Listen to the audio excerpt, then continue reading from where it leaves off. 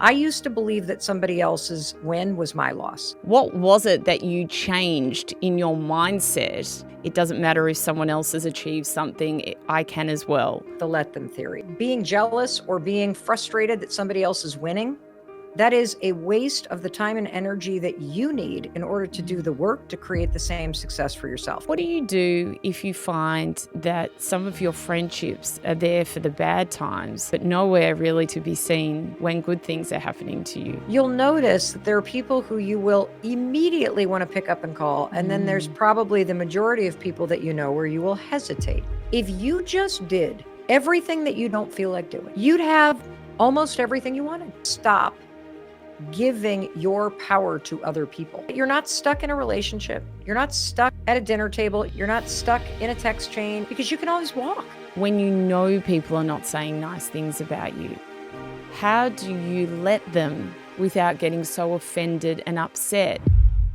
Mel Robbins, welcome to a Life of Greatness podcast. Well, thank you so much for inviting me. I'm so excited to talk to you. Mel, it's so interesting, right? So as I mentioned to you before we started, I just released my book in March. So I've been going to all the bookstores, doing signings and having the events. And my favourite question to ask at every bookstore is in Australia, so what's your top selling book at the moment?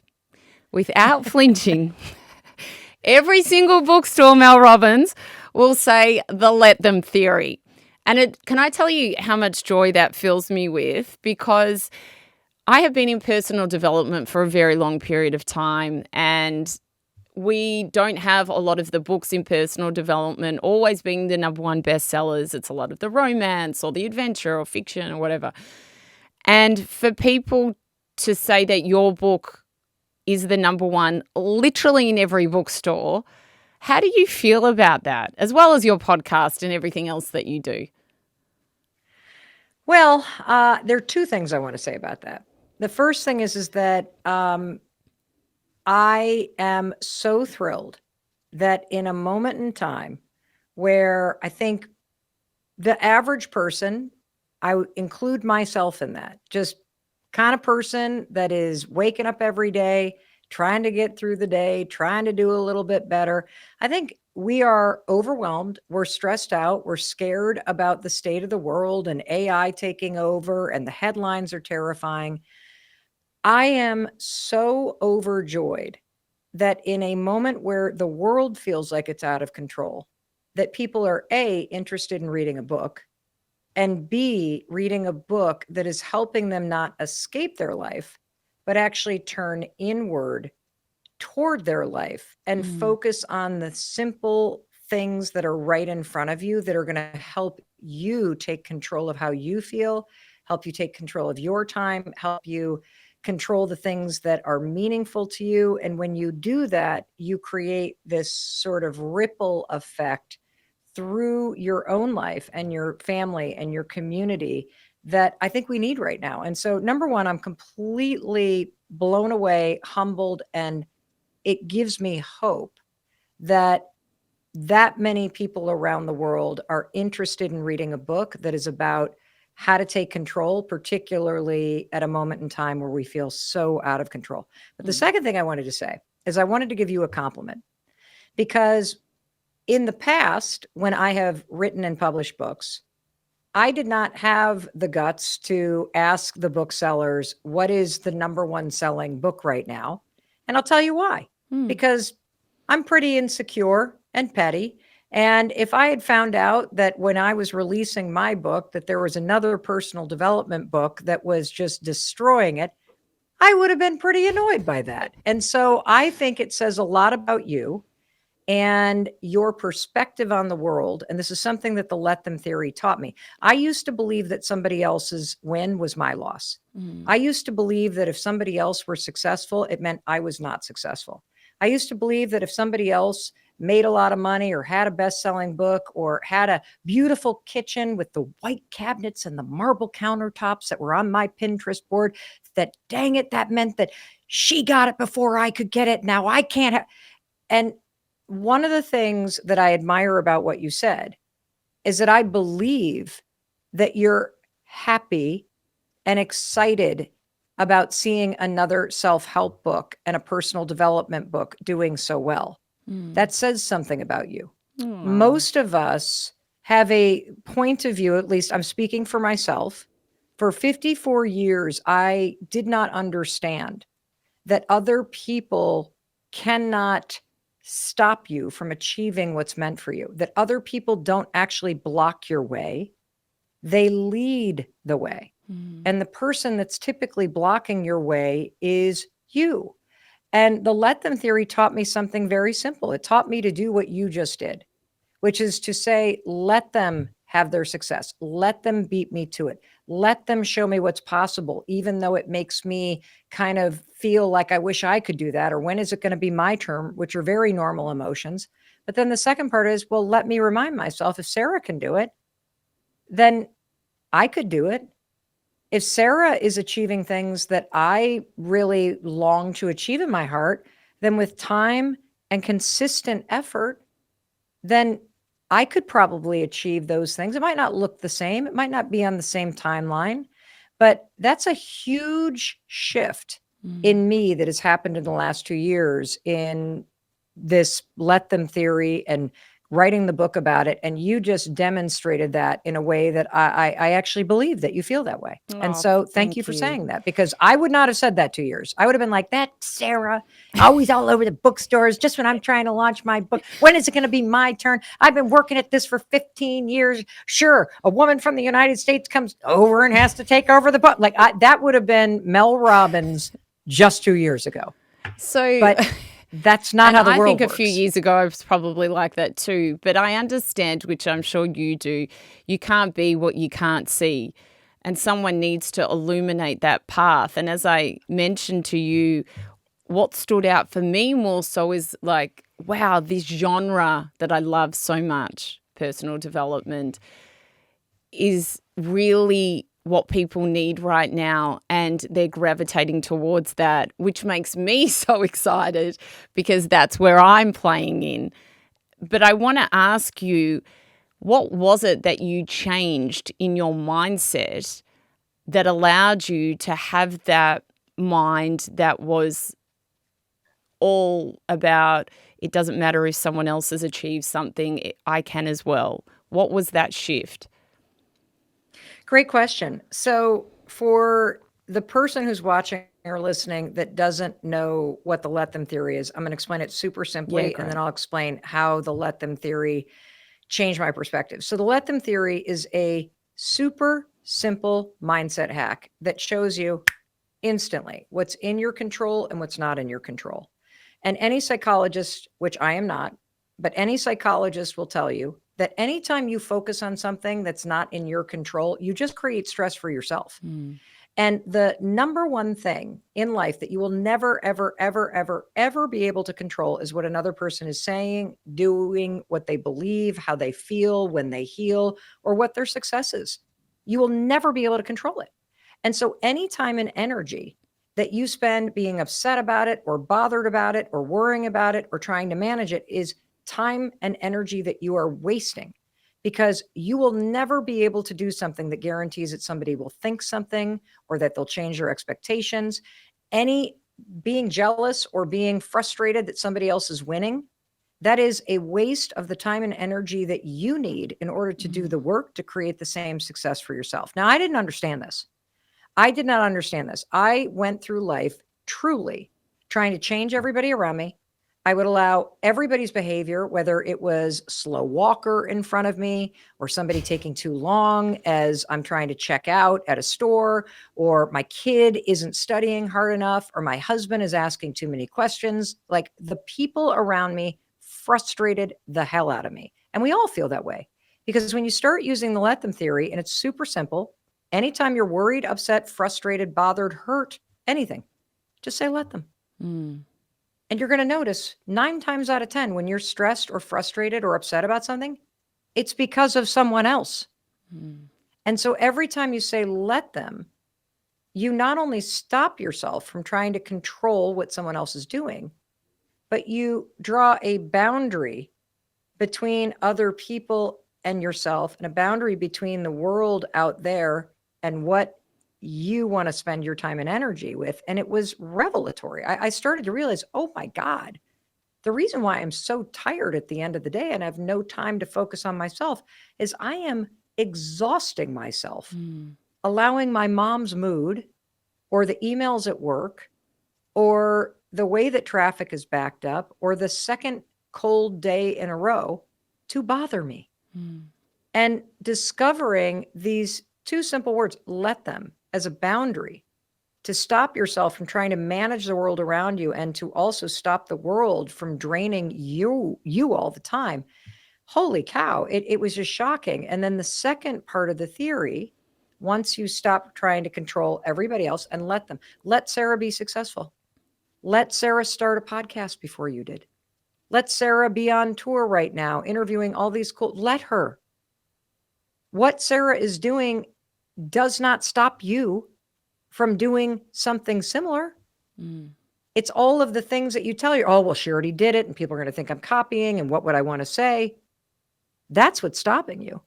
And so the second part of the theory is you then say, let me remind myself that there's only three things in life I can control. I can control what I think. I can control what I do or don't do. And I can control how I respond to the feelings that rise and fall. And, when it comes to comparison, right? We are relational human beings. You will always look around and see what other people are doing. You cannot stop yourself from comparing yourself to other people because it's part of human nature. It's what you do with the comparison that matters.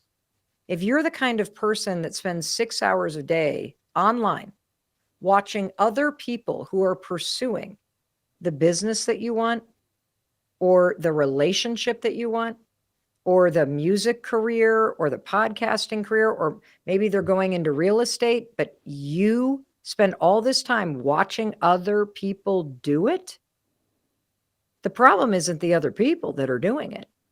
The problem is you and the power and the time that you're giving to watching other people live out the things that you want and then telling yourself it's never going to happen for you. If you were to just let other people show you it's possible and then you keep reminding yourself, let me remind myself that I can create the same stuff with time and energy. I better get off my phone and get to work. That's why this changed, because sitting in your thoughts and telling yourself you're too late, or telling yourself, oh, it happens for people like Sarah, but not for people like me, or telling yourself you're not smart enough, or telling yourself there's already too many books or too many podcasts or too many nurses or too many real estate agents or too many influencers, already too many, I missed the window. Telling yourself that is what's stopping you. But you have the capacity and the capability within you to define what you want and then slowly chip away at it. And so what happened for me, Sarah, and full stop, because I've always been kind of negatively motivated. I saw our buddy Jay Shetty launch his podcast. And then I'm like, oh, he did it. I guess I can't do it now. And then for 4 years, I watched him do that podcast. And I would tell myself, he beat me to it. I don't have anything to say that Jay Shetty isn't already saying. And then finally, I got so sick of my own excuses that I was like, I am doing this because otherwise I'm going to be torturing myself for the rest of my life wishing I had. And what you'll notice is the more you stop giving your power to other people and you let them live their lives, let them be successful, let them have their opinions, let them beat you to it, let them misunderstand you, just let them. The faster you're going to get to work on creating what you want in your life. And a funny thing happens. As soon as you start doing the thing you've been talking yourself out of for years, everything shifts and you start to see that there's room for all of us. There's enough friends. There's enough money. There's enough love. There's enough of the things that people want to go around if you are willing to put your head down and do the boring, grueling daily work that creates that stuff. And look, it may take a decade. I mean, all the success everybody sees right now, people forget it took me 16 years to get here. So it's I was not like gonna this happened overnight. I was gonna ask you exactly that. I think it was 2007, you were 800K in debt, and you didn't have a podcast and a number I one didn't have a book. job. Yeah, like how did you go from that to where you are now? So nobody likes this answer. No one. But the answer for how you go from $800,000 in debt, unemployed, drinking yourself into the ground, screaming at your husband nonstop because he had gone into the restaurant business and like complete morons. We had secured the whole thing with our house and credit cards and all of that. And the way that you change anything is by learning how to do the things you don't feel like doing. Mm. And so the way that I went from that low in a hole, about to lose everything that I cared about, to the person that you see now, I taught myself how to get out of bed on the days when I didn't feel like it. That is the truth, because it is a skill in life to not be motivated, to feel the weight of depression, to feel anxious about how things are going to start, to be nervous about how it's going to go, to be afraid. It is normal to feel those things, but it is a skill to feel those things and teach yourself to do it anyway. To say to yourself, even if this doesn't work, I'm trying it. Even if people judge me, I'm doing it. Even though I don't feel like going to the gym or writing this business plan or updating my resume or studying for the real estate exam or filling out the financial aid to go back to school. Even though I don't feel like doing those things, I'm doing it. And for me, learning how to get out of bed on the mornings where I would lay there and rot like a human pot roast, just marinating in all of our problems and blaming the world and feeling sorry for myself. I was like that for like 6 to 8 months, hitting the snooze button 5, 6 times a morning. The kids would wake me up because the bus had gone by and mom was still hungover in bed. You know, you're really failing at parenting when your kids are the ones getting you out of bed because the bus is drawn by. But I kind of felt like, why bother? I mean, we're going to lose this house. We can't possibly change this. I don't have a job. Chris hasn't gotten paid in 6 months. Like, we got liens. How are we going to pay these bills? And it is human nature to avoid the thing that you're scared of. And so the simple answer that nobody wants to hear, Mel Robbins, how did you go from rock bottom to where you are now? By teaching myself how to get out of bed on days when I didn't feel like it. Because if you can get out of bed on a cold morning when your anxiety is going or the depression is pinning you down or you feel a little hopeless, if you can get your butt out of bed and you can get going, you can keep going. If you can do that, you can push yourself out the door and go for a walk. You can push yourself to update your resume and apply for that job. And then you can push yourself to do it again. And then you can push yourself to do it again. And you can pick up the glass of water instead of the bourbon Manhattan. You can pick up the phone and ask for help, even though you don't feel like it because you're embarrassed about the state of your life. That skill of understanding that I can do what I don't feel like doing. I do not have to listen to these feelings. That is a secret. And, you know, I want you to just consider something.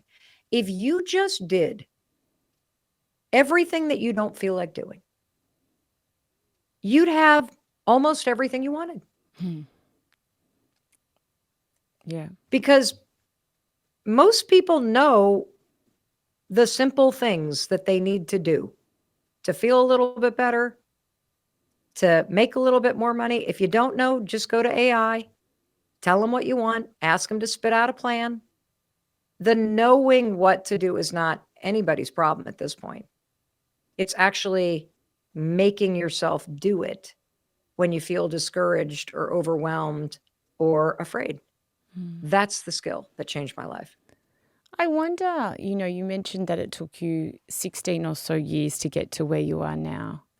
And you would have been out there doing the work. I remember you had a TV show for a period of time. Oh, it How was terrible. It got canceled. did it? Terrible. Yes, d- terrible. How do you keep going when you are doing the things? So, say you put your time and effort into a TV show, you're writing other books. Hmm.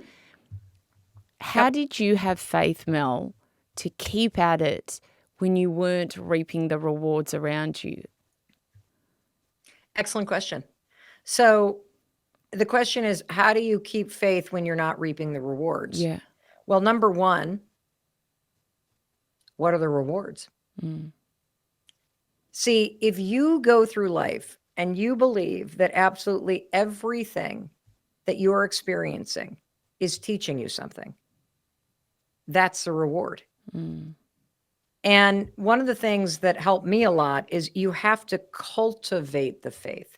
Just like you build a muscle by going to the gym and lifting weights, you can build the muscle of having faith that eventually things will turn out for you and eventually things will make sense for you. Mm. And the way that I did that is, first of all, when you work very hard and you get up every day and you push through your excuses and you show up on the days that you don't feel like it and you're a relatively kind and decent person with good intention, even when things aren't working out, there's this sense like life should work out Mm. for a person that keeps showing up. Like, you can get stuck in this trap where you start saying, this isn't fair because it's not happening when I think it should happen. This isn't fair because I don't think this is happening the way I think it should happen. What if you flip that mindset into, if I wake up every day and I'm putting in the work and I've got a decent attitude and I've got good intentions and I'm a kind person, maybe it hasn't happened because it's not meant to happen yet. Maybe there's something in where I'm at right now that is meant for me because there's something bigger and better and amazing coming in the future that I can't even wrap my brain around. But if I trust that that's true, then I just need to trust that I'm in this spot right now because I am learning a skill or I am learning I'm meeting people or I'm learning patience or I'm being held because I'm supposed to have this happen at a different time. And the way that I can prove that this is true is that if you look backwards on your life and you look back to all the things that have happened to you, I'm not saying you deserved any of the bad things that happened. But what I will tell you is that everything that has happened to you, you can make sense in your mind how it led you here. Mm. And so looking backwards, we can see how the dots connect. We may not like how they connect, but we can see it. You can teach yourself how to have the same ability and project it forward and believe that where you are right now is just a stone on the path that is going to lead you somewhere. And at some point in the future, you're going to look back and go, oh, that's why it didn't happen then. Oh, that's why you got fired from that job. Oh, that's why that relationship or that friendship fizzled out. Oh, that's why that happened. If that hadn't happened, then I wouldn't know how to do X, or I wouldn't have Mm. met this person, or it was preparing me for something. And so that is a mindset that I have cultivated. And, the truth is, I feel that way about what's happening with the Let Them theory and with the Mel Robbins podcast right now. And I've said to my team a number of times, look, this is a moment. You can't orchestrate a moment like this where you have the number one book in the world. You have consistently one of the top 2 or 3 podcasts on the planet at the same time. And it's happening now for 5 or 6 months. This is not a fluke. It's not a marketing or PR strategy. It is something I choose to believe that is way beyond me or a book.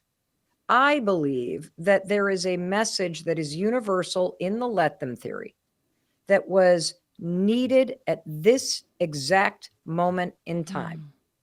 And the reason why I didn't have a blockbuster before, the reason why the TV show was horrible and got canceled, the reason why the other books, even though they've been successful, have never been a phenomenon like this.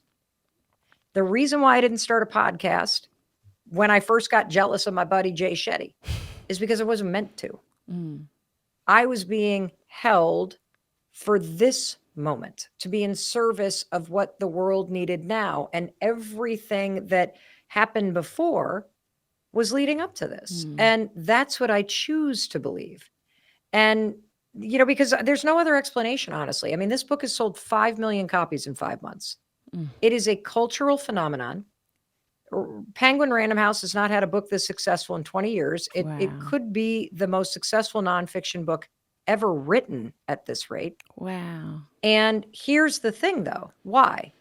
I'll tell you why. Because it's the exact thing that the world and every human being needs to be reminded of at a moment where the world feels like it's spinning out of control. And the second reason why is because the book is just reminding you of what you already know. Mm. Let them and let me is Stoicism, it's Buddhism, it's radical acceptance, it's detachment theory. It is Viktor Frankl's work in Man's Search for Meaning, which is all about what's happening out there is not where your power is. It's managing your response to it that gives you your power. Mm. These are the truths about life that in order to gain control, you got to give it up first. Yeah.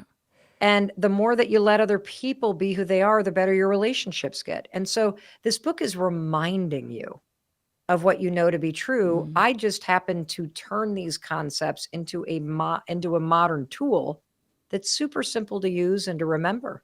And frankly, the other reason why this is a phenomenon is because when you read the book, which is all about control and not controlling other people, you basically are like, oh, my mother needs to read this. My dad. Oh my God, my sister's so controlling. She needs this book. And so, So and true. the thing it's so true. But what I love about it is that ultimately, yes, when you say let them, people reveal who they are. And oftentimes when you say let them, you recognize that your friends go out a lot without you. Let them. You recognize that you're the sibling that's always reaching out, but your siblings don't. Let them. People, when they start to say it, start to see the people for who they are around them. But then you have to choose, let me decide how much time and energy I'm going to pour into this relationship. I wanted to talk to that. Well, firstly, I want to say that I totally agree about everything leading you to this moment. I find that in my own life where things haven't been a straight line, but in them not being a straight line has given me the skills to be really good at what I do now. The job in marketing in my 20s and PR. Then when I got to where I am now, I'm able to do all those things. I have a team, but I am the one who can understand how everything works. So even the bad moments, I wouldn't change them at all because everything has led me to this point. So I completely agree with you on that. But I wanted to ask you, when it comes to giving control to when things are out of our control, and say, for example, you're in a working environment. And I know for me recently, I was working on some deals and the other parties in the deals were taking so long to get back. And it was driving me insane, Mel, where I was like, I'm ready here, guys.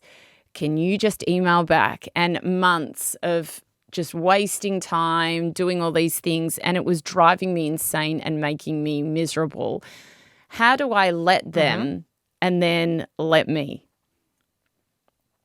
It's a great question. And as you're listening and watching, I want you to think about something in your life where you're trying to force something to happen or you wish someone else would change. So in that instance, who has the power when you're upset and frustrated? Yeah. Well, I'm giving it to them rather than myself. Correct. So here's the thing. Let them does not mean let people disrespect you, let them walk all over you, let them drag their heels, let them make promises and never actually fulfill them. They're already doing that, by the way. That's the funny thing. People are like, well, you're saying let people abuse it. No, I'm not. That's not what I'm saying. I'm saying if somebody's treating you poorly, they already have been. And you've been letting them by making excuses for it and by sticking around. And so when you say, let them string me along, Let them disrespect me. Let them take their time. Let them say they don't want a commitment. Let them tell me that I'm a superstar but not promote me. What you're doing by saying those two words is you're not condoning it. You're forcing yourself to look at the situation with very rational black and white lens. What we do too often in life is we do what you did, which is the other person is dragging their feet and taking their time, and now you're getting upset. You're getting frustrated. You're starting to lose your power because now you're starting to think this is the only deal in town. And if this doesn't go through and all this time. And so now you're giving energy and time to something that is out of your control. Because again, people are going to do whatever they're going to do at business, work, relationships. When you say let them, you're recognizing that I can't control or drag this person into a business relationship. I can't even get them to email me back. And so then you got to say, let me choose how to respond. You can either continue to respond, or you can say, they're going to take as much time as they're going to take. And here's what I'm going to do. I'm not going to count on this deal. I'm not going to actually let myself get all worked up about somebody who is not even being respectful and getting back to me and keeping me updated. I'm going to put all the time and energy into finding other deals, into moving on.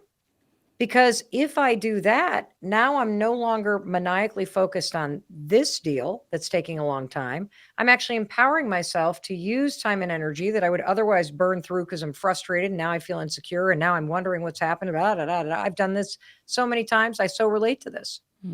Like nobody's held hostage at their job. You can go get another job. And if you stop and think about how much you complain about your job, if you're listening to us right now or watching us right now, imagine if you poured the same amount of energy and time you spent complaining to people about the people you work with or the person that you work with or whatever else into just finding a better job. What you'll recognize is you always have had the power. We give our power away when we think things are going to change by forcing someone else to do something or by them changing. And so it is possible for you to recognize what's happening, to stay in that negotiation, but to not spiral and use your time and energy to go create other options. And, I'll tell you from the other side of it is that, I often feel with our team, my team, the folks that work on the podcast and the other aspects of our business, that I sound like a broken record because I'm always saying, we're going to get there. We're going to fix the process problem. I promise we're going to have reviews, we're going to get there. And what nobody understands is what it's like to be in my shoes and how complex the business is and how many bigger issues there are going on that keep everybody's salaries paid and that keep everything going on. And yes, I have an intention of ultimately getting to this project, but right now there's 73 things that are way more important. And so I feel like it's also, especially in business and at work, unless you're running the place, you have no idea what's actually going on and how many other things are competing with the attention of what you think is most important. And the most important takeaway is that you're not stuck in a relationship. You're not stuck at a dinner table. You're not stuck on a date. You're not stuck in a text chain. You're not stuck in a business negotiation because you can always walk. And even if you reflexively say, I can't walk, I have kids, I can't walk, I have bills to pay. I get it. Stop bitching about where you're at. Pull your power back and use it to find a better situation because the employer that you have is revealing what their priorities and capacity is. The person you're negotiating with is revealing whether or not this is a priority and how they actually communicate with you as a partner. That's important data. That's so true. I wonder, talking about work, because you mentioned in your book, it is the number one stressor for a lot of people. With the economic crisis as it is all around the world and in Australia, a lot of people are in jobs that they love, but redundancies are huge at the moment, right? So a lot of people are very scared. And I wonder, for people who are listening who are in that situation where they're in a job they love, but they're so scared about being made redundant because everyone around them is, Yeah. how would they deal with that? So it's a great question. And it is a very scary moment in time. And fear can either paralyze you, or you can recognize that you're afraid and you can use it to propel you. Mm. So if you are concerned that you're about to be redundant, there are a couple things I would be doing. Number one, I would make sure that if you're concerned that you're going to be redundant because of AI, I would be taking as many online AI classes as I possibly could to figure out how to be effective and proficient with this technology, because AI doesn't just come in and they flip a switch. People actually need to know how to use it. And so that's number one. Number two, you have to ask yourself, are you indispensable to the person that you work for? Or are you just showing up and doing what you're getting paid to get done? Mm. And the way that you can know that is, are you doing more than what you're getting paid to do? Like, it's funny, like a lot of people have a job and they do what's being asked of them and they do a good job at it. And they think that's what makes you earn a promotion. No, that's not, that's what actually earns you your salary. Mm. If you would like to be promoted, then make your boss's life easier. What does that mean? I think we've forgotten literally things like, are you a problem solver? Are you showing up early? Are you leaving late? Do you even know what's important? And it's not your boss's job to tell you what's important. It's your job to figure it out. And one simple way that you can do this, and this is kind of veering in a different direction, but I wish they would teach this to everybody when they start their careers after university. Literally on Monday morning, send an email to the person that you work for and say, these are the top 5 things that I'm going to get done this week. Please let me know if these are still the top strategic objectives on your plate too. That's it. That's as somebody that's running, I barely know what I'm working on. Anybody that proactively keeps me in the loop of what they're working on, I love you, because I don't even have to think about you. Mm. On Fridays, here are the 5 things. This is done, this is stalled, and this is how I'm going to handle it. If I don't hear from you otherwise with a different suggestion, I'm going to assume that's a great way to solve that problem. This problem came up. If there's anything else you want me to focus on next week, let me know. Mm. Oh my gosh, you're indispensable. Forget AI. Like, I can't work without you. Yeah. So I think we've forgotten that that literally, if you make your boss's life easier, you will never get fired, ever. But most of us kind of get into this lull where we just kind of show up and we do the job in front of us. And, if we have a good attitude, that deserves a raise. Mm. Not in an economy like this one.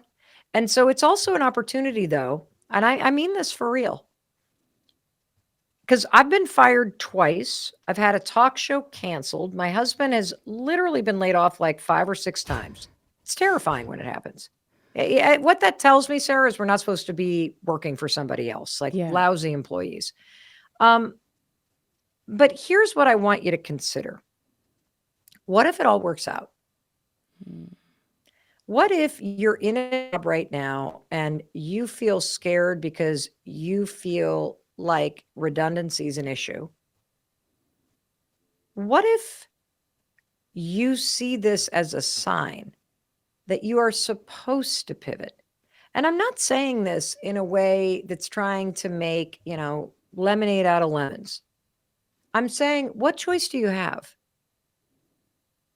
Yes, you could sit where you are and cross your fingers, and you could apply some of the advice that I gave you, because, this is research backed. Believe it or not, the only skill that translates based on research to somebody getting a salary increase or a title change is whether or not your contributions are known. Mm. If people don't know what you're doing, you're not valuable. And it's not your boss's job to make what you're doing known to everybody. It's your job to market your own work and to make sure your boss knows what contribution you're making. And that little simple email on Mondays and Fridays does that. Does that. When I get those from my team, I'm like, my God, they do a lot every week. I don't know how I'd run this company without that. That's amazing how much they worked on. Wow. Unbelievable. I don't even ask questions of that team. So I'm like, I don't even know what I would ask because I didn't know that's how much you guys do. Yeah. And so I really mean that, but it's also an opportunity for you to go, do I even like this?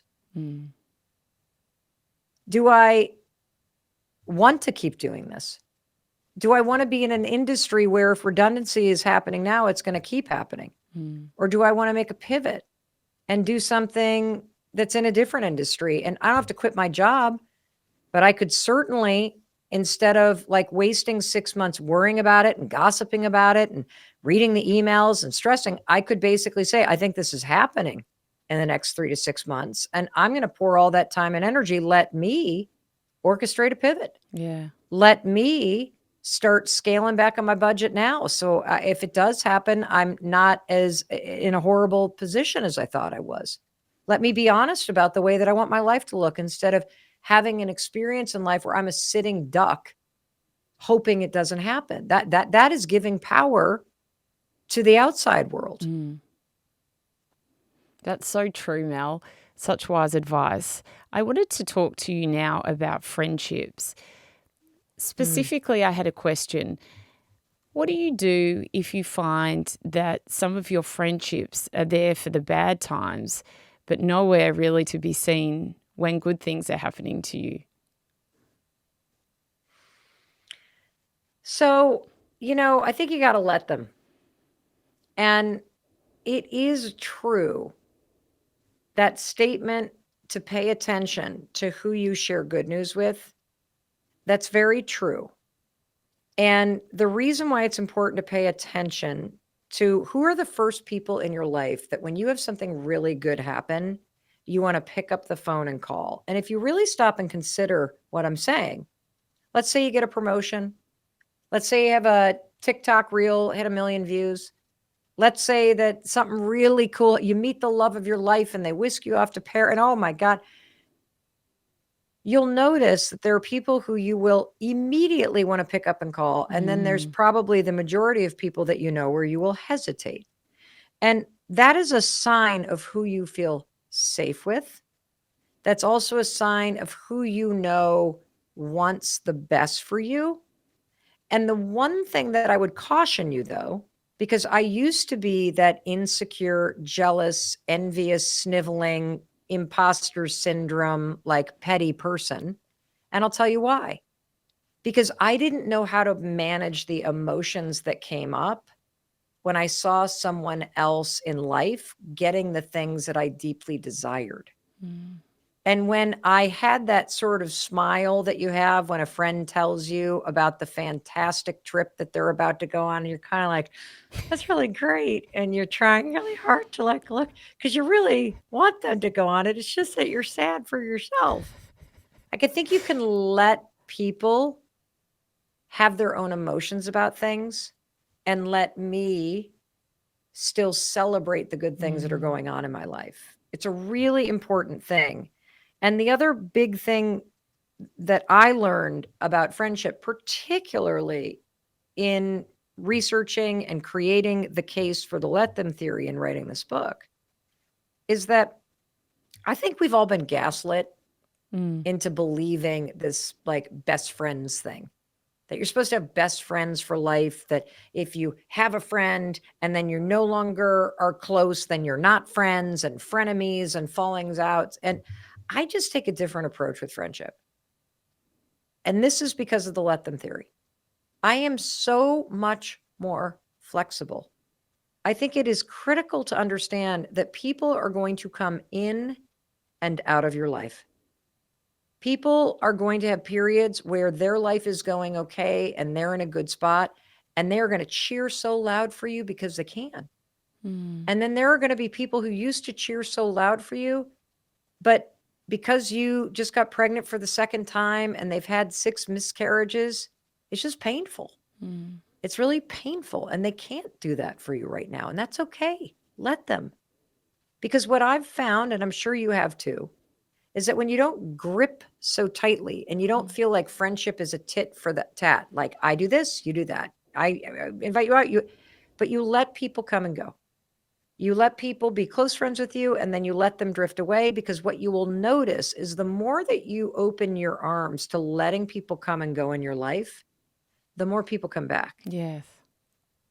It's true, because friendship, there's a lot of research in the Let Them Theory book. It's one of my favorite sections about friendship. In order for friendship to be present, you have to have proximity.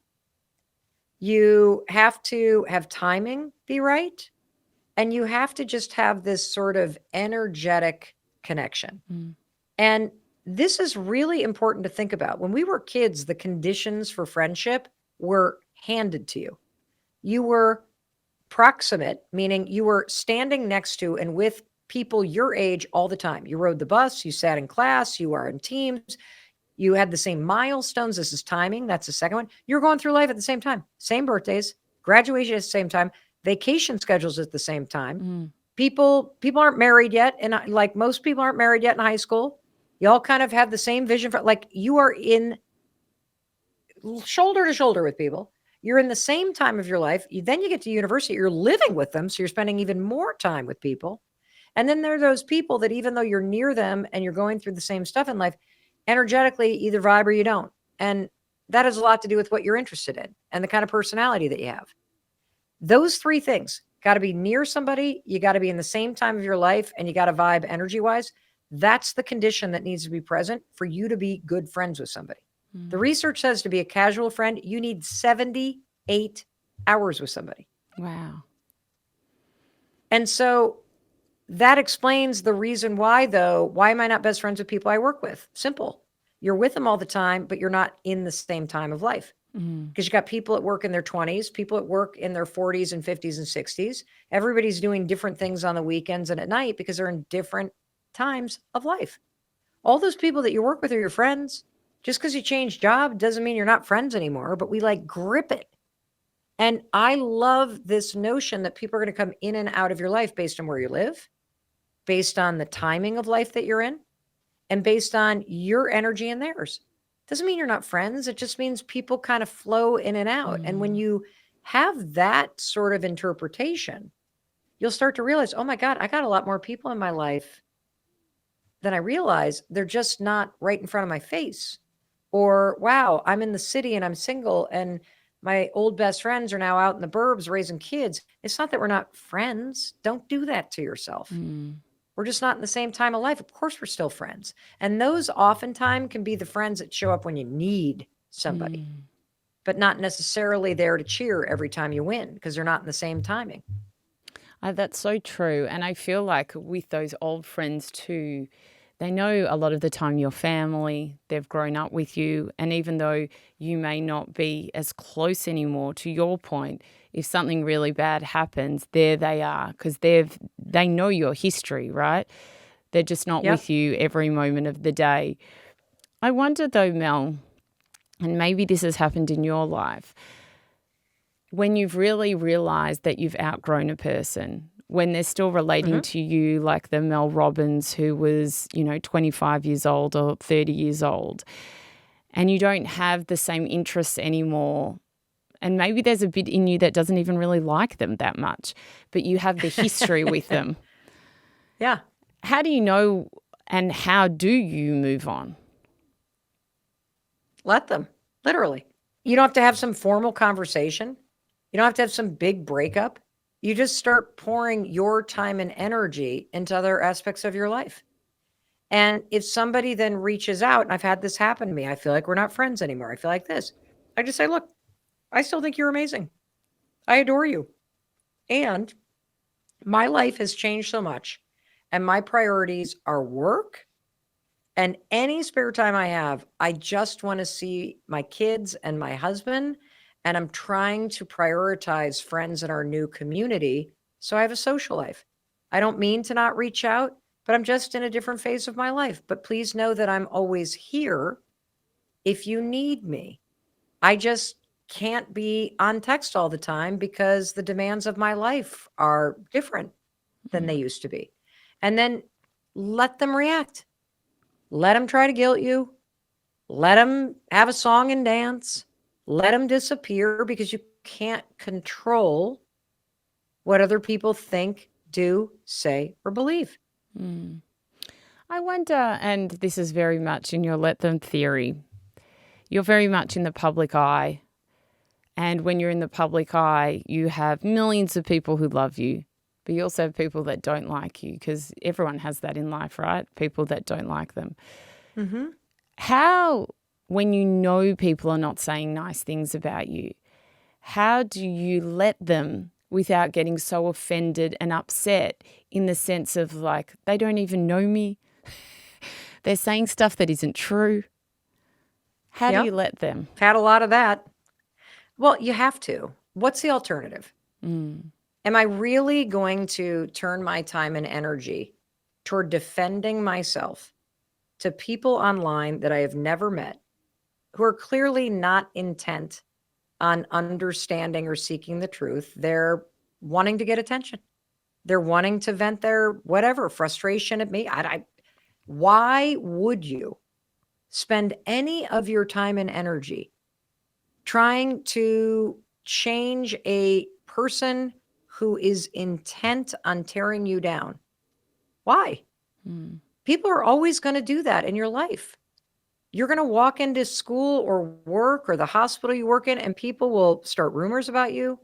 They will misunderstand you. Mm. People do that for one reason, because they want attention, because they are insecure, and because lying and talking about other people gives them attention. And so for me, number one, if you write the book called The Let Them Theory, the universe is going to give you a lot of crazy situations where you actually have to use the thing you created and let people say what they're going to say. Let people lie about me. Let people make stuff up in order to gain attention for themselves. Let them. Mm. I honestly don't care. And here's why I don't care. I don't care because I know the truth. Mm. When you know the truth about who you are and how you operate, it's annoying when people waste time and energy doing this, but I don't want to waste my time and energy because I value it. And I also know who I am and what the truth is. Mm. And so I think that that's an important thing that's very hard. It's very hard to do. Like, can you tell me in the history of the world when somebody that was being bullied ever convinced a bully to think differently about them? Never. You can scream it's all a lie until you're blue in the face.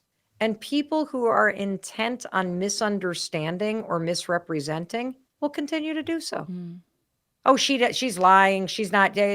So to me, people are going to say what they're going to say. They're going to make up what they're going to make up. They're going to lie. They're going to misunderstand. They're going to gossip, because that's what people do. And in life, you get to choose whether you put time and energy into it. And I have a much bigger mission. And my mission is to help people. My mission is to talk to people like you and to experts and elevate their work. My mission is to help save people the headaches and the heartaches that I've caused myself. And one of the biggest ways that I hurt myself was being way more concerned with what everybody else thought about me than I was about what I thought about myself. Mm. And it's hard. Like, when people are making up something about you or your kids, my God, you just want to sound off into a megaphone, Mm. because you're like, that's not true. But the other thing that's interesting about it is the more that you respond to that kind of thing, the more fuel you give it and the Yes. more you legitimize it. Mm. Like, think about a scenario where your mother-in-law doesn't like you because your mother-in-law thinks that, the prior girlfriend should be marrying her son. Mm. Do you think having a conversation with your mother-in-law about how she's wrong about that is going to change her opinion? No. Mm. It's going to actually validate it in a weird way, because you are acknowledging it. I'm very clear about who I am, and I know that I conduct myself in a way that anybody that looks at, any of the lies that are spread about me that wants to truly think about it is like, yeah, that's not true. Yeah. There's no way. And I love how you said that people in general that know that they're doing the right thing, right? If someone makes up stuff about you, you know it's not true, right? So you just go in your Yeah. truth, and the truth is the most powerful thing that we have. I wonder, Mel, how do you deal with grief? How do you deal with grief from losing someone that you love? How do you deal with grief when your child moves out of home? Or how do you deal with grief when a relationship breaks up? Well, how I used to deal with it was by pushing through it and denying that I was sad and drinking myself into the ground and, just shoving it all down. But how I deal with it now is, the let them theory is really amazing because emotions rise and fall. Let them. Grief is a very painful thing to feel, and it is also a beautiful thing to feel. Andrew Garfield was doing this interview, I think it was with Colbert. Yeah, sorry. He was talking about his grandmother who died and just sharing that grief is just the love you didn't get to express while they were still here. And when you think about grief as the unexpressed happiness or love, allowing it, letting it rise and fall is a beautiful gift to yourself. Shoving it down shoves away the memory or the wish or the dream or the person.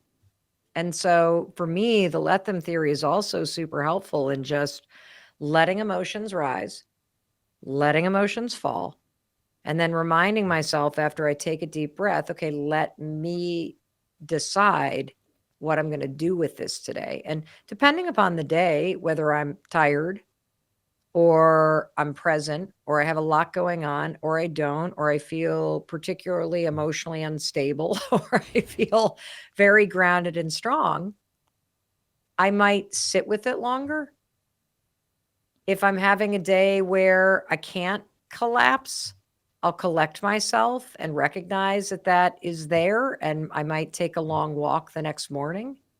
And so just letting it come up, letting it rise, being more of a witness of those things has been extremely powerful.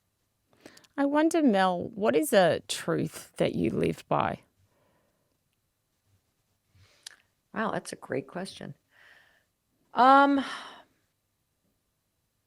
one truth that I live by is that I choose to believe that every person, including you as you're listening, every single person on this planet wants to be happier, wants to thrive, wants to have beautiful relationships, wants to find something meaningful to do with this life and with the time that you have while you're here. I choose to believe that people are innately good, that people want to do good.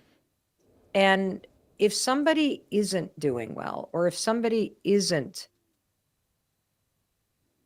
acting in a way that's aligned with sort of their higher purpose, it's not because they don't want to.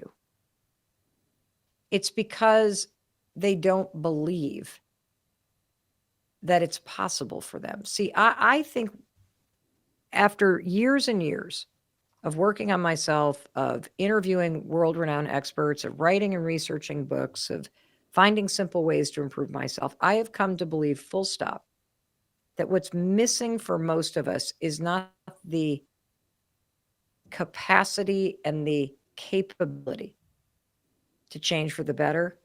What's missing is the hope that it'll actually work. Most people feel discouraged that even if I did those things, it's not going to work for me. And so, one truth that I live by is information is not enough. In order for a human being to truly change their life, you have to somewhere, somehow, deep down believe that it might work for you. encouragement is what people need. And if nothing else, I feel like that's what I am trying to offer. We all need that friend that is there with a helping hand. We need that friend that is telling you you can do this. We need that friend that reminds us that we are capable and we are worthy of the things that we want. And that is, I think, a truth of just showing up as a friend, no matter where I go. And that's why I do everything that I do, because I know that, 16 years ago, when I felt like I was going to lose everything, what kept me pinned in that bed was this feeling that it didn't matter. I had already screwed up my life so bad. How could I possibly fix this? And if you don't believe that you can fix it or that it could get better, you won't do the things that will make it better. And so that's the truth that I live by, that if you can offer encouragement, you've just provided 99% of what most people are missing and need right now. I wonder, Mel, what does grace mean to you? It's interesting. It's not a word I use a lot. And I guess the word that came to mind immediately was softening. I'm one of these people that you can probably tell go, go, go, go, go, go, go. I think when you offer yourself grace, you soften toward yourself. When you offer a situation grace, you soften toward the situation. And when you offer other people grace, you soften toward them. What's some of the best advice that you've ever been given? The first thing that comes to mind is that, and this comes from my buddy Jay Shetty, and we were in a kind of a business mastermind together, and he was kind of sharing that one of the big mistakes that people make in life is that you look at the people that you think you're competing against as enemies. So if you are in real estate, that somehow other realtors are your enemies. If you're an author, other authors are your enemies. If you're a restaurateur, other restaurateurs are your enemies. If you're in affiliate marketing or you run a YouTube channel, you are competing with everybody else who does that. So those people are your enemies. When in fact, it's the opposite. The people who are doing the things that you want to do in life should actually be your closest friends. And the reason why is your family and your friends, they have no idea what you're going through. If you want to be a singer-songwriter, your family has no clue the pressure, the insecurity, the questioning, the difficulty. The fact is, the other singer-songwriters that you think you're competing against for views, for streams, for venues, they should be your closest friends. The other restaurateurs, the other nurses, the other people that are opening up like a retail clothing store with a lifestyle spin on, they should be your closest friends because they are the only people on the planet that actually understand what it's like to do what you're doing. And the interesting thing about life is you don't steal anything from each other. The opposite is true. The more that you share best practices, the more that you share lessons learned, the more business flows to everybody. And so for me, one of the best things in life in terms of lessons that I've learned was when my buddy was just like, one of the greatest things about collaborating and all being friends, because people are kind of surprised. Wait, you guys are really close friends? Aren't you competing? No, actually, we lift each other up. We constantly sharing stuff. He's on tour right now, and we're constantly texting back and forth, like rooting for each other, supporting each other. Because here's the thing nobody stops and thinks about. If you're the kind of person that loves exercising, you'll do yoga, but then you get tired of yoga. So then you go to Pilates, and then you do Pilates, and then you get tired of Pilates. So then you go to a HIIT class, and then you don't want to do HIIT 7 days a week. So then you bounce to the yoga class. People that like the same kind of things tend to like the same kind of other things, which means if you're friends with all these people that you think you're actually trying to steal customers from, you're wrong. You're actually all serving largely the same group of people. That is actually some of the best advice I think I have ever been given. So thank you. I want to ask You're you, welcome. Mel, do you have a favorite prayer, saying, or mantra? Well, my favorite mantra now is let them Mm. and let me, because I think it encapsulates everything in just those two simple phrases. Mm. And our final question, Mel, what is a life of greatness to you? Um, it's being proud of who you are and the way that you show up in life. Mel Robbins, as I said, when I went into all those bookstores and they told me that your book was the one flying out the doors, I felt this sense of being very proud. But I wanted to say thank you for all the work you do from the bottom of my heart, in all seriousness. It is so life-changing for millions and millions of people, and the fact that you have kept going even in your darkest of times and now have been able to change so many lives. I thank you so much, and thank you for the conversation today. Well, thank you. Thank you for an incredible conversation. Thank you for the work that you do. And that is, I think, the biggest takeaway. Don't quit. Nobody else can make you quit. You get to decide whether you keep going or not. My past 16 years have been nothing but twists and turns. And you're probably in a twist and turn. You decide if this is the end or just another day in the fight to get what you want. So thank you, thank you, thank you for inviting me to be here.